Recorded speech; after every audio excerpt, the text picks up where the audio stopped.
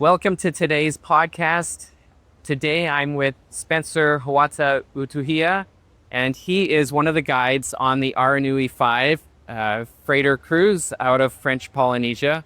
And today we're going to be talking a little bit about what goes on behind the scenes as a guide on board this ship to make the experience unique for all of those that come here, as well as the types of logistical challenges perhaps that go along with making these plans. So thank you for joining me on the podcast today. Thanks for inviting. It's an honor. Mm-hmm. This podcast is sponsored by Far and Away Adventures. For over 30 years, I've helped travelers experience the destinations highlighted in this podcast. To have an expert plan your next vacation, contact farandawayadventures.com or check out the show notes. Well, can you just tell me a little bit about what brought you, first of all, to the Aranui and how you got started as a guide? Okay, so first of all, I coming out of business management in marketing studies.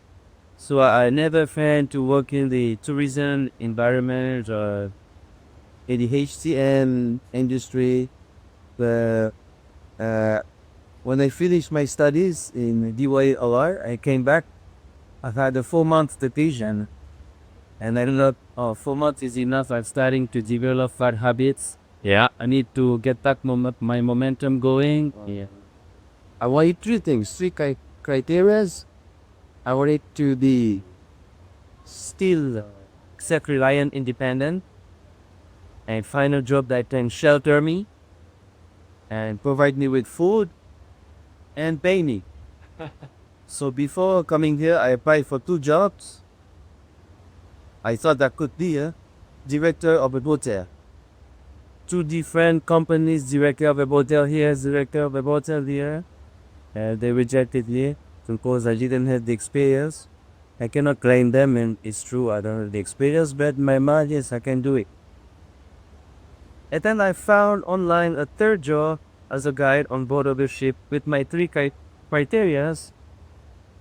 And I started working on board of the Aranui 5 3 years ago in 2022 September, and now we are 2025 November, so it'd be more 3 years and 2 months. Mm-hmm.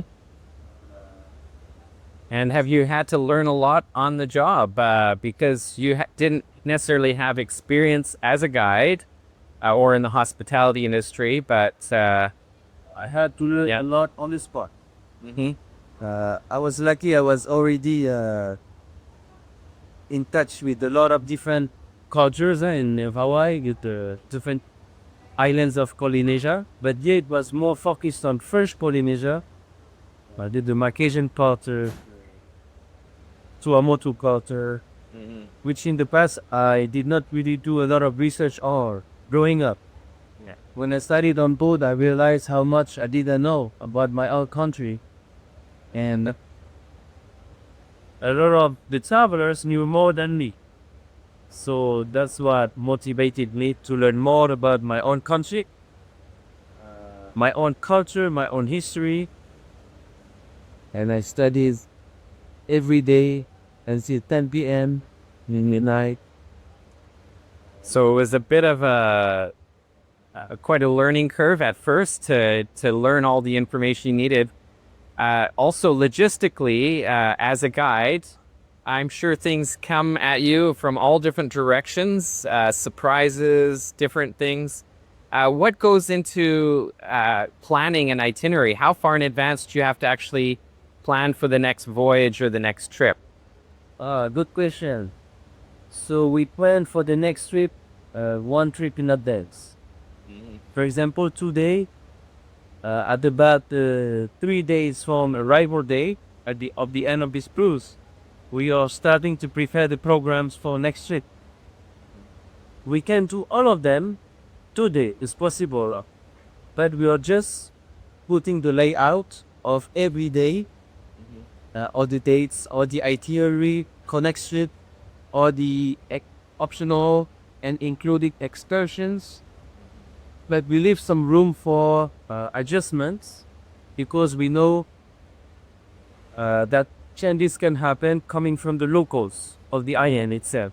Okay. So it's not always coming from us. Sometimes it's coming from a contractor or the office of tourism or the organization of the locals of islands, and had to adapt to be flexible with their organization. So we leave some room for adjustment. That's Yeah. why we don't. Nothing's set in stone. It's with a pencil, is it? We can do it for the Yeah. whole year. Huh? It's possible. But maybe the night before we arrive, something can change. Can you give us an example of something that's changed at the last minute for you? That where you've had to adjust your schedule a little bit?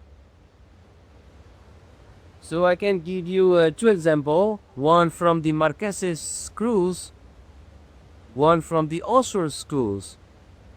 So in the Marquesas cruise, for example, on the island of Uahuta, we were noticed that there was a dance organized by the locals on the island just before lunchtime. So we mentioned it in our program. But when we arrived, the day when we arrived at the place, there was no dance. So we had to explain to the passengers because the dancers have something happening in their family. So it did impact our organization, our logistics that we tried to manage. Even the mood of the passengers we had to manage. That's our job. But we managed. Some were not happy. But we had to deal with it. Yeah. And the Austral cruise is worse. Yeah. The Aranui started in the Austral cruise, starting sailing to this archipelago in 2007, first trip. After one trip in 2022, two trips in 2023, three trips in 2024, 2025. Huh? So it's been about 8 trips we're going there. And in April this year, they were doing a so-called island tour with the passenger. Mm-hmm. And the bus got out of gas. Out of gas. During the bus tour, island tour of the island. So, okay, we stopped. We called the other bus. They come and rescue us. He comes and takes the driver, goes to the warehouse to take another bus, the spare bus. Okay, the driver gets close to the bus and he remembers, oh, I don't have the keys in my pocket. I forgot the key at home in his house, national parks. Oh, wow. So the passenger was stuck in the bus for 30 minutes. So the guides have to socialize, Mm-hmm. pass time, manage the mood. Teach them a little bit about the island. Exactly. But some of them get impatient. Yeah. And when the driver comes back with the key, we're trying to get the bus, get the passengers. Either you want to continue our tour, almost 1 hour has passed. Wow. So that's one example. Because it's a new destination and the locals, they get used to it. I'm talking about the Austral, huh? Yes. That's an example of logistics that we have to adjust on the spot, on the day. That Well, and I can imagine your knowledge of the islands in a situation like that is important because when you've got an hour to talk with passengers, it's perhaps a little easier to talk about the island they're visiting or some of the information about the place as opposed to just waiting for the driver to show up. exactly. We had to get off the bus, huh? Walk around. We talk about the lagoon. We don't invent information, huh? Talk about the trees, the flowers. Yeah. Now, apart from, some of these excursions, things that can come up out of nowhere, what goes on in planning and communicating with the local communities that you visit? Because obviously, it's such an integral part of the cruise itself. Yeah, exactly. So from my end, at my level, so I'm not at the sea level yet, though. So I'm not the chief operating officer or this chief marketing officer, but at their level, they are negotiating the contracts and with the locals. Yeah, so it takes time for them to choose who we want to meet. Once it's set, they communicate with us, our hotel cruise director, hotel manager, all the information, which communicates with the chief of the guides, all of this information in a cruise layout for the entire cruise. And the chief of the guides, which for this cruise is Sweden, let us know, me, Spencer, and my colleagues, our team, who we working with, and what we are doing each day. And for example, some of them in the Austral archipelago, they are Protestants. They don't work on Sunday. Yeah, so for this cruise, we were working with the Adventist Association because they had their church on Saturday. So, And which is a bit different than the other times you visited Rivave. Because from what I heard in the past, you visited Rivave on Saturday as opposed to Sunday. exactly, and we were working with the Protestants Association. So it changes sometimes from cruise to cruise. Of course, there are some contractors who remain the same, but the Office of Tourism sometimes will change depending on their organization. If they have a religious event or a special traditional event, cultural event, sometimes we can participate in this event, sometimes not. Yeah. And with all these events and things that are going on, how do you keep it fresh every time so that each cruise experience is unique for the visitors that are coming on board the ship? As a guide at my level, every evening, I try not to take my knowledge for granted because, of course, I know by memory. Okay, over there, the history, the culture, the tradition. But every evening, I review my technical sheet about each island. Is so I know. I will give the best of me to the visitor, to the passengers. I know they come from far away, from abroad. Like, for example, you, Norman, you come from Canada. Yes, very far. And I review all my notes, all my dates, all my histories. Even if I know, I read again. So when I sleep, and I learned when I was in college that I had this REM sleep. But 1 hour and a half after I go to bed, I have my eyes go into a REM, rapid eye movement. Okay, yeah. And review all of my information that I read the night before. So when I go the next day, I'm ready personally to give the best of me to the passengers. And sometimes we had briefing with all of the guides. Assignments. Okay, you tomorrow you do this, you do this, you do that. And we have to be flexible because the next day, one of the guys can be sick. He can feel bad. Maybe they trip over in the stairs. Or maybe they have a problem at home with their family and they don't feel at their best, emotionally speaking. So we had to jump in. We switch assignments on the spot. And if you prepare the night before, you're ready. Yeah. Any assignment.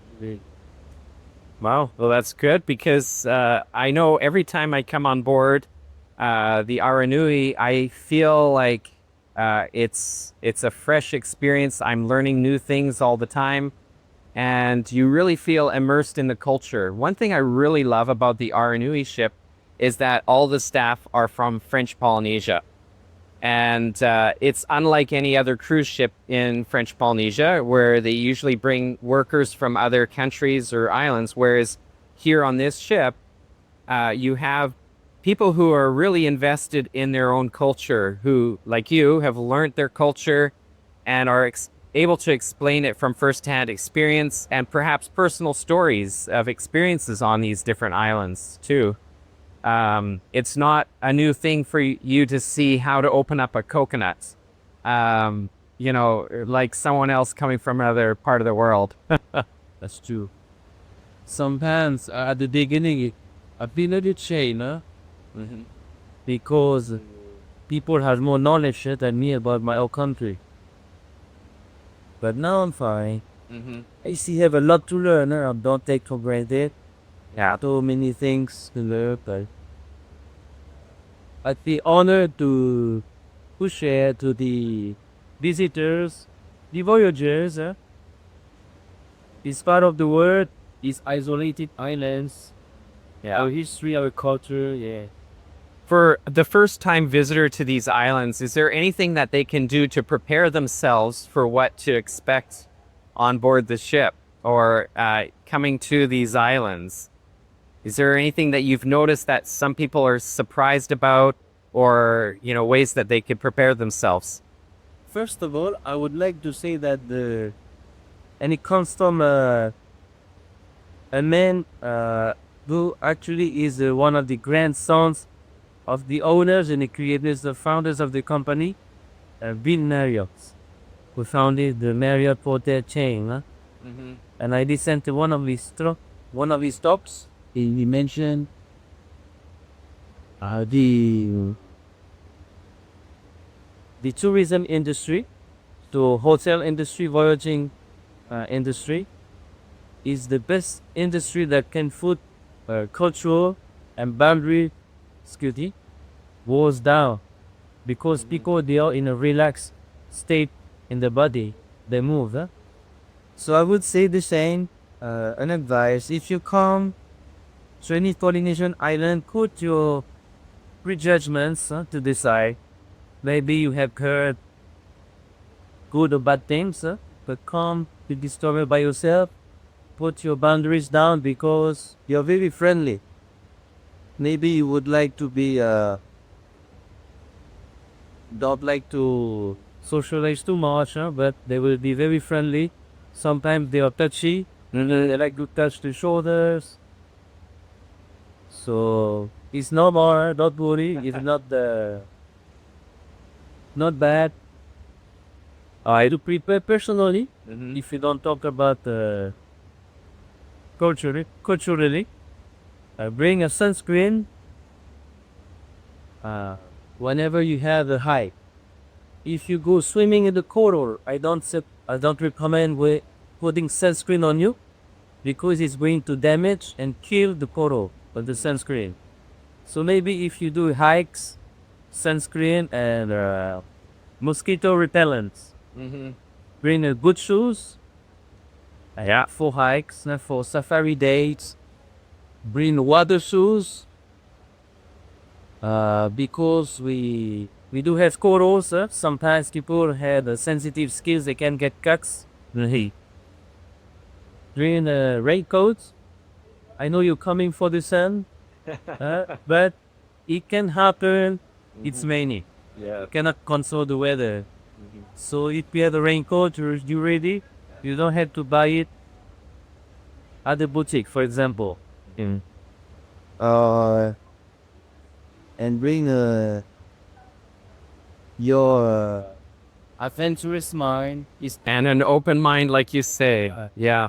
Well, I think that's some great advice, because coming to these islands, you really absorb a lot. Just from walking and from speaking with people and keeping an open mind, you can really absorb that much more of the love of these islands. And then you gave some great examples of some practical things to bring as well. I know I've forgotten on a few occasions to bring some of those items, such as sunscreen, and then I'm scrambling to the gift shop. I've had so many people come to these islands, and they're the greatest ambassadors for the Aranui, as well as for French Polynesia in general, Because once they feel this feeling that they have here, they're the first ones to share it with all those that they come in contact with. Exactly. For example, you and the other passengers, when you go back home, you are the ambassadors of the destination of the cruise. If you didn't like it, one bad comment is like 10 lost customers. Yeah. And one great comment is 100 new ones. I hope. Well, I have a lot of people that are have some great high praise for the Aranui experience, and I know that it's going to be around for many more years to come, including with the new ship that's coming out. But thank you so much for sharing your feedback and comments with us today. You're welcome, Norma. Thank you for giving me this opportunity to share, inviting me.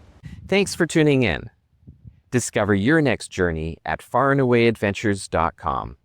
Experience the world differently.